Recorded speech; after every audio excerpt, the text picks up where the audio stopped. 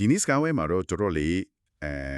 းရီမန်းချက်ကြီးတဲ့အကြောင်းအရာတစ်ခုကိုဆွေးနွေးသွားမှာပါခင်ဗျာဟုတ်ကဲ့မြန်မာ 2.0 initiative လို့နာမည်ပေးထားတဲ့အစီအစဉ်တစ်ခုပေါ်မှာအခြေခံထားတာပေါ့နော်ဟုတ်ပါတယ်ဒါကနိုင်ငံတနိုင်ငံလုံးရဲ့အနာဂတ်အတွက်မျှော်မှန်းချက်တစ်ခုကိုချပြထားတာဆိုတော့လေဟုတ်တယ်ကျွန်တော်တို့လက်ထဲမှာရှိတဲ့ရင်းမြစ်တွေကလည်းအများကြီးပဲမဟာဗျူဟာစာရန်တွေအချက်လက်တရုပ်ဖော်ပုံတွေဟုတ်ကဲ့ပြီးတော့အတိတ်ကအမားတွေကိုတုံးတက်ထားတာတွေလည်းပါတာပေါ့မတကယ်ပဲဒါဟာလက်ရှိပရိပက္ခကိုဘလို့အဆုံးသတ်မလဲဆိုတာထက်ပိုတယ်ခင်ဗျာကြွရင်နိုင်ငံတဲ့နိုင်ငံကိုအုံးမိကနေစပြီးဘလို့ပြတီးဆော့မလဲဆိုတာဟုတ်တယ်အသွေးခေါ်ပိုင်းအထိဘလို့ပြန်လည်ပြုပြင်မလဲဆိုတဲ့အထိကျေပြန့်တဲ့စီမံကိန်းကြီးတစ်ခုပါဟုတ်ပါပြီဒီအစီအစဉ်ရဲ့အဓိကစိတ်ဝင်စားစရာကောင်းတဲ့အချက်ကလေသူကယောဂလက္ခဏာကိုကုဖို့ထက်ယောဂရဲ့အရင်းမြစ်ကိုရှာဖွေဖို့ကြိုးစားထားတာပဲရှင်သူကလက်ရှိဖြစ်နေတဲ့ပြည်တွင်းစစ်ကိုနှစ်ပေါင်းများစွာမောင်းယွင်းလာခဲ့တဲ့စနစ်တစ်ခုရဲ့နောက်ဆုံးပောက်ကွဲထွက်လာတဲ့ယောဂလက္ခဏာတစ်ခုအဖြစ်ပဲရှုမြင်လဲဒါဆိုရင်ဒီနေ့ဆွေးနွေးမှုကပျက်စီးနေတဲ့စနစ်တစ်ခုရဲ့အကြောင်းကိုယောဂရှာဖွေတယ်လို့လိလာသုံးတတာနေစပြီးအနာဂတ်အတွက်ဘလို့အုတ်မြစ်ဒီချမလဲဆိုတဲ့အထိခီးစကြမှာပေါ့ဟုတ်ကဲ့အဲ့ဒီအတိုင်းပါပဲရှင်ကောင်းပြီဒါဆိုရင်အဲ့ဒီယောဂရှာဖွေခြင်းဆိုတာနဲ့စလိုက်ကြအောင်ဒီစာရန်တွေကအတိတ်ကိုပြတင်ဖို့ထပ်တင်ကန်းစာယူဖို့အထူးကထားတယ်လို့ဆိုတယ်လက်ရှိအချိန်นี้ပေါ်ကြောင့်ဒီလိုဆိုးရွားသွားရတယ်လေဆိုတာကိုဘလို့ဥမာရင်းနဲ့ရှင်းပြထားသလဲထင်တယ်အဓိကကြတဲ့အချက်ကစနစ်ဆိုးရဲ့တင်ခန်းစာဆိုရဲ့ခေါင်းစဉ်အမှာဖော်ပြထားတဲ့ရှင်တော်တော်လေးတုံလို့ဆရာကောင်းတဲ့ဥပမာတစ်ခုကနေပြီးတော့မြို့တော်တစ်တိဆောက်မှုပဲဟုတ်ကဲ့ချုပ်ရေးဆိုင်ရာအမျိုးအမြင်မဲ့မှုတိပတ်နေကြချင်းကမှုအားနည်းမှုတွေအတွက်ဥပမာတစ်ခုဖြစ်သုံးသပ်ထားတာပါခဏလေးတခဏလောက်ရပြီးစဉ်းစားကြည့်အောင်နိုင်ငံရဲ့အုပ်ချုပ်ရေးအချက်အချာအာယုံကျော်စနစ်လို့ဖြစ်နေတဲ့မြို့တော်တစ်ခုလုံးကိုငလျင်ကျော်ပေါ်မှာဘာအားကားကွဲမှမစဉ်းစားပဲတိဆောက်လိုက်တယ်ဆိုတာကဒါတာမန်အမားဆိုတာတပို့ပြီးတော့စနစ်တစ်ခုလုံးရဲ့ဟုတ်ကဲ့အသွေးခေါ်ပိုင်းဆိုင်ရာချိုရွေးမှုကိုဟုတ်အဲ့ဒီချိုရွေးမှုကိုပေါ်ပြနေတဲ့ view ကတကူလို့ဖြစ်နေတာတကယ်ပဲရှင်အဲ့ဒီအသွေးခေါ်တိုင်းပဲနောက်ထပ်ဥမာတစ်ခုကတော့ဦးစားပေးမှုတွေလွဲချော်ခဲ့တာပဲဆယ်စုနှစ်တွေအတွင်းမှာလေတိုင်းသားဒေသတွေမှာဆေးရုံတွေစားတင်ကျောင်းတွေလမ်းတနာတွေတိဆောက်ဖို့ထက်စစ်စခန်းတွေတိဆောက်ဖို့ကိုပဲပို့ပြီးတော့အာယုံစိုက်ခဲ့တာပေါ့ဟုတ်တယ်ဘီလီယံနဲ့ချီတဲ့ငွေကြေးတွေတုံးဆိုင်ခဲ့တယ်အခုအဲ့ဒီစခန်းဒီအများစုဟာတော်လန်ကြီးတက်ဖွဲ့တွေရဲ့တိုက်ခိုက်မှုတွေကြောင့်ဆွတ်လွတ်ခံထားရပြီးတူတန်တစစ်ပြင်းဒီလိုဖြစ်နေပြီလို့စာတန်းကပုံဖော်ထားတယ်ရေမြစ်တွေမှာပါတဲ့ကွဲရနေတဲ့ Lambe platform တပုံလေးတပုံကတော့နိုင်ငံရဲ့အခြေခံစောင့်အုံလေးဘလောက်တောင်ယိုယွင်းနေပြီလဲဆိုတဲ့အကြောင်းကိုအများကြီးပြောပြနေတယ်နော်ဟုတ်ကဲ့ဒီတော့အဓိကပြောချင်တဲ့အချက်ကဒီလိုအတင်းမွှားလို့ထင်ရတဲ့အုပ်ချုပ်မှုဆိုင်ရာဆုံးဖြတ်ချက်အမှားတွေကဟုတ်ကဲ့စူပေါင်းလိုက်တဲ့အခါမှာဟုတ်တယ်စူပေါင်းလိုက်တဲ့အခါနိုင်ငံတစ်ခုလုံးရဲ့အုံးမြစ်ကိုရိုင်းနေစေတယ်ဆိုတဲ့သဘောပေါ့ဒီလိုစနစ်ရဲ့ယိုယွင်းပျက်စီးမှုကပြည်တွင်းမှာပဲရမနေဘူးဆိုတာကိုလည်းတွေ့ရတယ်အဲ့ဒီပျက်စီးမှုကနေဆက်ကိုကျော်လွန်ပြီးဒေတာတွင်းအတွက်ပါပြဿနာဖြစ်လာတယ်လို့ဆိုထားတယ်ဒါကနောက်တစ်ဆင့်တက်သွားတဲ့အရေးကြီးတဲ့အချက်ပဲရှင်တရားဥပဒေစုံမှုပြုတ်လဲသွားတဲ့အခါနိုင်ငံထဲမှာအုပ်ချုပ်ရေးလေဟာနယ်တစ်ခုချစ်ပေါ်လာတယ်အဲ့ဒီလေဟာနယ်ကနိုင်ငံတကာရာဇဝတ်ကုန်ကိုင်းတွေအတွက်အခွင့်အရေးဖြစ်သွားတယ်သူတို့တို့ခိုလုံရလုပ်ငန်းဆောင်ရွက်ရနေတစ်ခုဖြစ်လာတယ်ဒီစားထဲမှာအဓိကချင်းချောက်မှုကြီး၃ခုကိုတည်တံ့ဖော်ပြထားတယ်ပထမတစ်ခုကတရားမဝင်တင်စားတာတုဖို့မှုတွေပေါ့အထူးသဖြင့်ကြောက်စိမ့်နဲ့တစ်လေဟုတ်တယ်ဒါတွေကပဋိပက္ခကိုငွေကြေးထောက်ပံ့နေတယ်လို့ပတ်ဝန်းကျင်ကိုလည်းဆိုးဆိုးရွားရွားဖြစ်စည်းနေတာပေါ့ဒုတိယတစ်ခုကပို့ပြီးတော့ကြောက်စရာကောင်းတယ်မူရစ်စေဝါထုတ်လို့မှုကကမ္ဘာအဆင့်ဖြစ်နေပြီလို့ဆိုရယ်ခင်ဗျာဟုတ်တယ်ရှင်အာဖဂန်နစ္စတန်ကိုကြိုတက်ပြီးကမ္ဘာအကြီးဆုံးဘိန်းထုတ်လုပ်တဲ့နိုင်ငံဖြစ်သွားပြီမက်သာဖက်တမင်လိုဓာတုမူရစ်စေဝါတွေထုတ်လုပ်မှုမှာလည်းထိတ်ဆုံးကပဲဆိုတော့ဒါတွေကမြန်မာပြည်သူတွေအတွက်ပဲမဟုတ်တော့ဘူးမဟုတ်တော့ဘူးအဲ့နီချက်မိုင်မင်းတွေဖြစ်တဲ့ထိုင်းတရုတ်အိန္ဒိယအထိပြန့်နှံ့ပြီးတည်တာတဲ့လူမှုရေးနဲ့ကျန်းမာရေးပြဿနာကြီးတစ်ခုခုဖြစ်စေနေတယ်တတိယချင်းချောက်မှုကတော့ဒီချက်ရဲ့အဆိုးဆုံးရာဇဝတ်မှုပုံစံတစ်ပဲလိုကုန်ခုမှုနဲ့ချိတ်ဆက်နေတဲ့ online ငွေလိမ်လုပ်ငန်းတွေ cyber လိမ်လည်မှုစကန်တွေတိကျပါတယ်ရှင်အာရှနဲ့တခြားနိုင်ငံတွေကလူငယ်တွေကိုအလုတ်အကိုက်ကောင်းနေပေးမယ်ဆိုပြီးလှည့်စားခေါ်လာပြီးအဲ့ဒီစကန်တွေထဲမှာကျွန်းနေလို့ခိုင်းစိန်နေတဲ့ကိစ္စတွေပေါ့ဟုတ်ပါတယ်ဒီတော့နိုင်ငံရေးအပြည်တွင်းရေးမတင်ငြိမ်မှုကဒေတာတဲ့မတင်ငြိမ်မှုနဲ့နိုင်ငံတကာရာဇဝတ်မှုတွေကိုမွေးထုတ်ပေးတဲ့စက်ယုံကြီးတစ်ခုလိုဖြစ်နေတယ်ဆိုတဲ့သုံးသပ်ချက်ကတော်တော်လေးပြင်းထန်ပြီးမှန်ကန်နေတယ်ကဲဒီလောက်ဆိုးရွားတဲ့ယောဂရှာဖွေတွေ့ရှိချက်တွေအပြီးမှာဒီအစီအစဉ်ကမျောလင်းချက်ကွယ်ဘလို့လမ်းစားကိုပြထားတယ်လဲဒီလောက်ရှုပ်ထွေးနေတဲ့ပြဿနာတွေကိုဘဲကနေစကင်တွေ့ရမလဲနားကရေးကြီးဆုံးမေးခွန်းပဲရှင်ဒီ ဒီအစီအစဉ်ကပြဿနာတွေကိုတစ်ခုချင်းစီဖြေရှင်းမှုထက်အားလုံးကိုခြုံငုံမိတဲ့မူးပုံတစ်ခုကိုအဆိုပြုထားတယ်။အောင်မြင်မှုအတွက်မရှိမဖြစ်လိုအပ်တဲ့အချက်၅ချက် မနိုင်ကြီး9ရက်လို့ဆိုထားတယ်နော် ဟုတ်ကဲ့အဲ့ဒါတွေကတော့တစ်ခုတည်းသောမျိုးသားရေးမျိုးမှန်းချက်တစ်ခုတည်းသောလမ်းပြမီပုံတစ်ခုတည်းသောဖက်ဒရယ်သဘောတူညီချက်တစ်ခုတည်းသောစီးပွားရေးမဟာဗျူဟာနဲ့အိမ်နီးချင်းများအတွက်တစ်ခုတည်းသောအစီအစဉ်လို့ပဲဖြစ်တယ်။အဓိကအယုံစိုက်ထားတာကစီလုံးညီညွတ်မှုပဲ ခဏလေးခင်ဗျကျွန်တော်ဒီအချက်မှာတော့နည်းနည်းစဉ်းစားစရာဖြစ်သွားတယ်တခုတည်းတော့ဆိုတဲ့စကားလုံးတွေကြားလေရတော့တတိပြေကောင်းလောင်းတန်တွေထမြည်လာဘလို့ပဲ ဟုတ်ကဲ့ဟုတ်ကဲ့ မြန်မာတမိုင်းမှာတနိုင်ငံတည်းတစ်မျိုးသားတည်းဆိုတဲ့ကြွေးကြောတန်တွေကဗမာလူမျိုးကြီးဝါရရဲ့တင်ကေတတစ်ခုလိုဖြစ်ခဲ့ပြီးတိုင်းရင်းသားတွေအတွက်အလွန်မင်းဆိုးရင်စရာဖြစ်ခဲ့တယ်လေဒီအစီအစဉ်ကအဲ့ဒီတမိုင်းရဲ့အမွေဆိုးနဲ့တိုင်းရင်းသားတွေရဲ့ဆိုးရိမ်မှုကိုဘလို့ကင်တွယ်ဖြေရှင်းထားတယ်လဲ ဒါကတစ်ကိုထိရှန့်လွယ်ပြီးအရေးကြီးတဲ့အချက်ပဲရှင်ဒီအစီအစဉ်ကအဲ့ဒီစိုးရိမ်မှုကိုအတိအမှတ်ဖြူထားပြီးဒါကိုဖြည့်ရှင်းဖို့ကအလွန်ကောင်းမွန်တဲ့ဥပမာတစ်ခုကိုအသုံးပြုထားတယ်အဲ့ဒါကတော့ကွန်ဒိုမီနီယမ်ဥပမာပဲ condominium ဟုတ်တယ်မြန်မာနိုင်ငံကိုကွန်ဒိုမီနီယမ်အဆောက်အုံကြီးတစ်ခုအဖြစ်မြင်ရောင်ကြည့်လိုက်ကြတယ်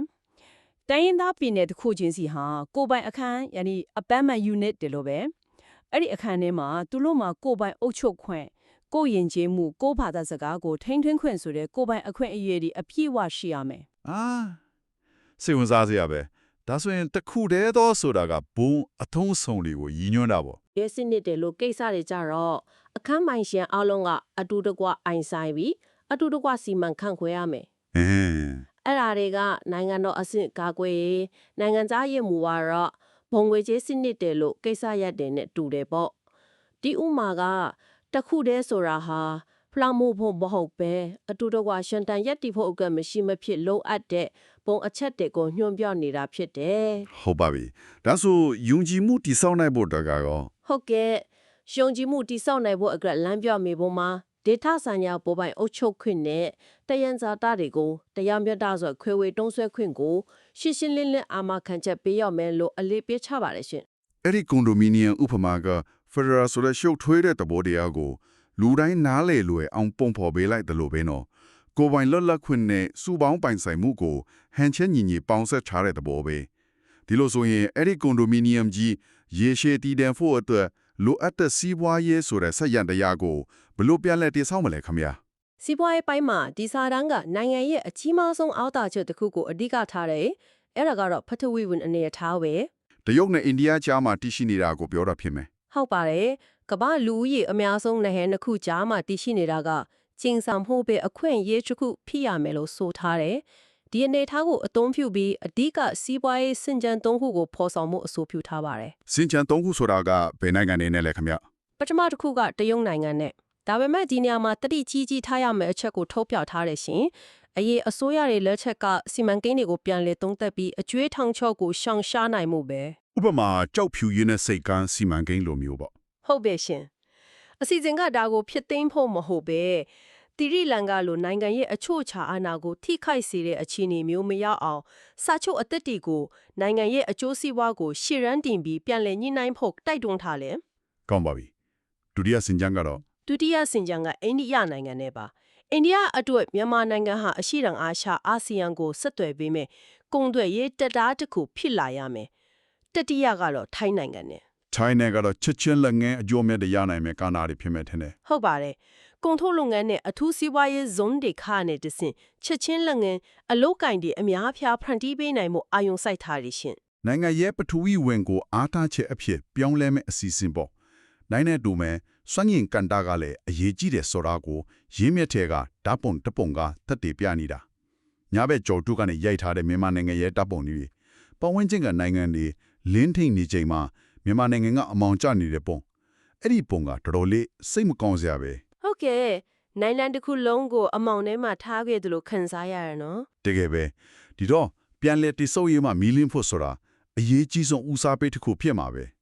စွန့်ရင်အတွက်ဘလို့စီစဉ်နေချမှတ်ထားသလဲ ဒီအစီအစဉ်ကပြည်သူကိုဦးစားပေးတဲ့စွမ်းရည်မူဝါဒကိုချမှတ်ထားပါရရှင်ဒါဟာအရင်ကစစ်တပ်နဲ့ခရိုနီတွေပဲအကျိုးမြတ်ရခဲ့တဲ့ပတ်ဝန်းကျင်ကိုဆွဆွရွာရွာထိခိုက်စေတဲ့ မီဆုံလိုရေကားရာဤတွေတိဆောက်တဲ့လမ်းစဉ်ကိုစွန့်လွတ်ဖို့ပြောနေတာပေါ့ ဟုတ်ပါရဲ့အဲ့ဒီအစာပိုပြီးရေရှည်တည်တံ့ခိုင်မြဲတဲ့ဒေတာခန်ဒီကိုယ်တိုင်အကျိုးခံစားခွင့်ရှိတဲ့ စီမံကိန်းငယ်တွေကိုဦးစားပေးဖို့တိုက်တွန်းထားတယ်။ရေအားလျှပ်စစ်အသေးစားတွေနေရောင်ခြည်စွမ်းအင်ခြံတွေစိုက်ပျိုးရေးစွန့်ပစ္စည်းတွေကနေရတဲ့ဇီဝလောင်စာစတာတွေပေါ့ရှင် ဒါပြင်ထူးခြားတဲ့အဆိုပြုချက်တစ်ခုကလွတ်လပ်တဲ့စွမ်းအင်အာဏာပိုင်အဖွဲ့တစ်ခုဖွဲ့စည်းဖို့ဆိုတဲ့အချက်ပဲနော် မှန်ပါတယ်ရှင်အဲ့ဒီအဖွဲ့ကနိုင်ငံရေးလွှမ်းမိုးမှုတွေကနေကင်းလွတ်ရမယ်သူ့ရဲ့အဓိကတာဝန်ကစွမ်းရည်စီမံကိန်းတွေကိုပွင့်လင်းမြင်သာစွာစီမံခန့်ခွဲဖို့နဲ့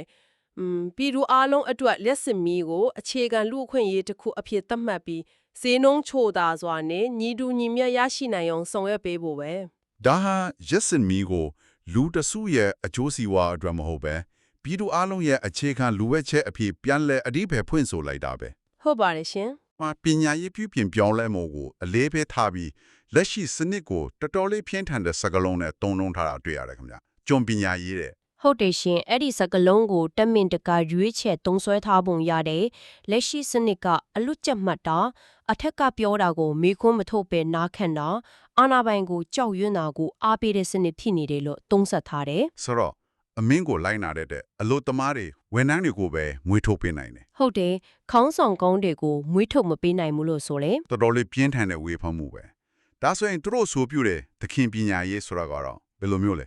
ဲအတန်းတွေကကျောင်းသားတယောက်အတွက်နေ့စဉ်သင်ကြားရေးမှာဘယ်လိုမျိုးတိတိသားသားပြောင်းလဲသွားမှာလဲ သခင်ပညာရေးဆိုတာကကိုယ့်ရဲ့အတွေ့အခေါ်ကိုယ့်ရဲ့ကံကြမ္မာကိုကိုယ်တိုင်ပိုင်ဆိုးနိုင်တဲ့လူသားတွေဖြစ်လာအောင်လေ့ကျင့်ပေးတဲ့ပညာရေးကိုဆိုလိုတာပါရှင်အတန်းထဲမှာဆိုရင်အလွတ်ချက်ခိုင်းမဲ့အစားပြဿနာတစ်ခုကိုပေးပြီးအဖွဲလိုက်ဖြည့်ရှင်းခိုင်းမယ် อืม အဖြေမှန်တစ်ခုရဲ့ကိုရှာခိုင်းမဲ့အစားဖြစ်နိုင်ခြေရှိတဲ့အဖြေများစွာကိုရှာဖွေခိုင်းမယ်ဆရာကအကုန်သင်ပေးမဲ့အစားကျောင်းသားတွေကိုမှန်ကန်တဲ့မိဟုံးတွေဘယ်လိုမေးရမလဲဆိုတာကိုလမ်းညွှန်ပေးမယ် အထူးသဖြင့် AI ခေတ်မှာဒါကပိုအရေးကြီးလာပြီနော်အချက်လက်ဒီကို AI ကပေးနိုင်တယ်ဒါပေမဲ့ဘယ်ချက်လက်ကအရေးကြီးလဲအဲ့ဒီအချက်လက်ဒီနဲ့ဘာလို့ရမလဲ ဟုတ်တယ်ဘလို့ဆုံးဖြတ်ချက်ချရမလဲဆိုတာကဝေဖန်ပိုင်းချတွေးခေါ်နိုင်တဲ့လူသားတွေရဲ့အလုပ်ပဲဖြစ်လာမှာ ဒါကကျွန်တော်တို့ဆွေးနွေးမဲ့နောက်ဆုံးအပိုင်းဖြစ်တဲ့ခေါင်းဆောင်မှုနဲ့တိုက်ရိုက်ချိတ်ဆက်ညီပြီဝေဖန်ပိုင်းခြားတွေးခေါ်တဲ့မျိုးဆက်တစ်ကိုမွေးထုတ်ပြီးတော့မှသူတို့ကိုအုပ်ချုပ်မဲ့ခေါင်းဆောင်တွေကအရင်လိုသခင်စိတ်တက်နဲ့အုပ်ချုပ်လို့မရတော့ဘူးပေါ့ တီးကြပါနဲ့ရှင် ဒီစာတန်းထဲမှာခေါင်းဆောင်မှုတဲ့သခင်စိတ်တက်အဟောင်းနဲ့အစေခံစိတ်တက်အတစ်ကိုနိုင်ရှင်ပြထားတာကအလွန်စိတ်ဝင်စားဖို့ကောင်းတယ် ဒါဟာဒီဤရင်တစ်ခုလုံးရဲ့အနှစ်ချုပ်အခြေခံအကျဆုံးယဉ်ကျေးမှုဆိုင်ရာပြောင်းလဲမှုလို့ပြောလို့ရတယ်ရှင်သခင်စိတ်သက်စရာကအာနာကိုကိုပိုင်ပစ္စည်းတစ်ခုလို့သဘောထားတာ ကိုအထက်ကလူကိုဖာပြီးကိုအောက်ကလူကိုဖိနှိတဲ့စနစ် ဟုတ်တယ်တာဝန်ခံမှုတာဝန်ယူမှုလုံးဝမရှိဘူးအမားလုံးမြင်တော့ဘယ်တော့မှဝန်မခံဘူးအာနာဟာပြည်သူကိုချုပ်ကိုင်မှုလက်နက်တစ်ခုပဲ အစေခံစိတ်တက်ကတော့ဆန့်ကျင်ပဲပေါ့ အာနာဆိုတာပြည်သူကခိတ္တခဏအနှင်းထားတဲ့ယုံကြည်မှုတစ်ခုပဲခေါင်းဆောင်ရဲ့တာဝန်ကပြည်သူကိုအုပ်ချုပ်ဖို့မဟုတ်ပဲပြည်သူကိုအကျိုးပြုဖို့ဝန်ဆောင်မှုပေးဖို့ပဲ အာနာနဲ့တူတာဝန်ယူမှုတာဝန်ခံမှုပွင့်လင်းမြင်ထားမှုတွေပါတပါးတည်းလိုက်ပါလာရမယ် ဟုတ်ပါတယ်ကိုချမှတ်တဲ့မူဝါဒတွေကပြည်သူ့ဘဝအပေါ်ဘလို့တက်ရောက်မှုရှိလဲဆိုတာကိုအများတန်းတာဝန်ခံရမယ်ဒါဟာနိုင်ငံရေးသမားတွေအစိုးရဝန်ထမ်းတွေအတွက်တာမကလူအဖွဲ့အစည်းတစ်ခုလုံးမှာရှိတဲ့ယဉ်ကျေးမှုတစ်ခုဖြစ်တည်ဆောက်ရမယ်လို့ဆိုထားတယ် ဒါဆိုရင်တော့ဒီနေ့ကျွန်တော်တို့ဆွေးနွေးခဲ့တဲ့မြန်မာ 2.0 initiative ဆိုတာကပထဝီနိုင်ငံရေးစီးပွားရေးအခြေခံအဆောက်အအုံကနေပညာရေးနဲ့ခေါင်းဆောင်မှုယဉ်ကျေးမှုအထိပါဝင်တဲ့ပတ်စုံလမ်းချုံနဲ့မြောင်မှန်းချက်ကြီးတစ်ခုပဲခင်ဗျာ ဟုတ်ကဲ့ ပฏิပက္ခရဲ့ပြားပုံတွေကနေအလားကောင်းတွေစီကိုဘယ်လိုရအောင်တွားမလဲဆိုတဲ့လမ်းပြမြေပုံတစ်ခုလို့ဆိုနိုင်တယ် အဓိကသတင်းစကားကိုတော့ယင်းမြစ်ထက်ကစာသားတစ်ခုကကောင်းကောင်းဖန်ယူထားဝင်ရတယ်ရှင် We are not hopeless just untapped တဲ့ ငါတို့မျောလင့်ချက်မဲ့နေတာမဟုတ်ဘူးငါတို့မှရှိတဲ့အစွမ်းအစားတွေကိုအသုံးမချသေးတာပါဆိုတဲ့အဓိပ္ပာယ်ပဲ ဟုတ်ပါတယ်နိုင်ငံရဲ့အလားအလာတွေဟာအခုထိမြုံနေတော့ပဲအဲ့ဒါကိုဖော်ထုတ်ဖို့ပဲလိုတယ်ဆိုတဲ့မျောလင့်ချက်ကိုပေးထားတယ်နောက်ဆုံးမှာပါတဲ့ကြပြတစ်ပိုင်းကလည်းကြောက်ရွံ့ခြင်းမှလွတ်မြောက်ခြင်းအကြောင်းကိုပြောထားပြီးအနာဂတ်အတွက်အားပေးစကားဆိုထားတယ်ရှင် တကယ်ကိုရည်မှန်းချက်ကြီးတဲ့အစီအစဉ်တစ်ခုပါခင်ဗျဒါပေမဲ့ဒါကနိုင်ငံတစ်နိုင်ငံကိုရုပ်ပိုင်းဆိုင်ရာအရာပြန်လဲတိဆောက်ရုံပြီးသားမကဘူးမျိုးဆက်ပေါင်းများစွာတရုတ်နဲ့တရုတ်တန်တရားတွေမယုံကြည်မှုတွေနဲ့ကွဲပြားနေခဲ့တဲ့မတူကွဲပြားတဲ့လူမျိုးတွေကြားကယုံကြည်မှုကိုပါပြန်လဲတိဆောက်ဖို့လိုအပ်တယ် ဟုတ်ကဲ့အဲ့ဒီချက်ကအခက်အခဲဆုံးဖြစ်မှာပဲ ဒါကကျွန်တော်တို့ကိုနောက်ဆုံးစဉ်းစားစရာအမေခွန်းတစ်ခုခြံထားခဲ့ပါတယ်ပြင်းထန်တဲ့ပဋိပက္ခတစ်ခုရဲ့အပြီးမှာ တမိုင်းရဲ့အမွေဆိုးတွေရှိနေတဲ့နိုင်ငံတစ်နိုင်ငံဟာခေါင်းဆောင်တက်တဲ့စီမှာဒီလိုမြင့်မြတ်တဲ့အစေခံစိတ်ဓာတ်ကိုဘယ်လိုနီလန်းတွေနဲ့မွေးမြူပြထောင်ပေးနိုင်မလဲပြီးတော့အာနာရလာတဲ့အခါမှာလူတဘာဝအရာဖြစ်ပေါ်လာတတ်တဲ့သခင်စိတ်ဓာတ်ရဲ့ပုံစံခွက်တွေထဲကိုပြန်မကြရုပ်ထွားအောင်ဘယ်လိုတားဆီးကာကွယ်နိုင်မလဲ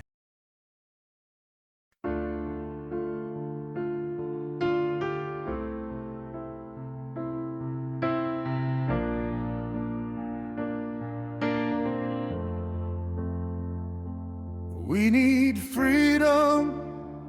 from fear tomorrow.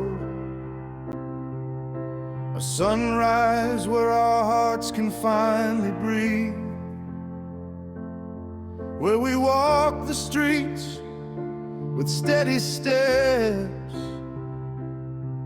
No shadows chasing at our feet. We need freedom from fear tomorrow, to speak the truth that lives inside our souls. No whispers, no hiding, no trembling hands, just the courage to behold. We need freedom from fear tomorrow, to hold the ones we love without the pain, to dream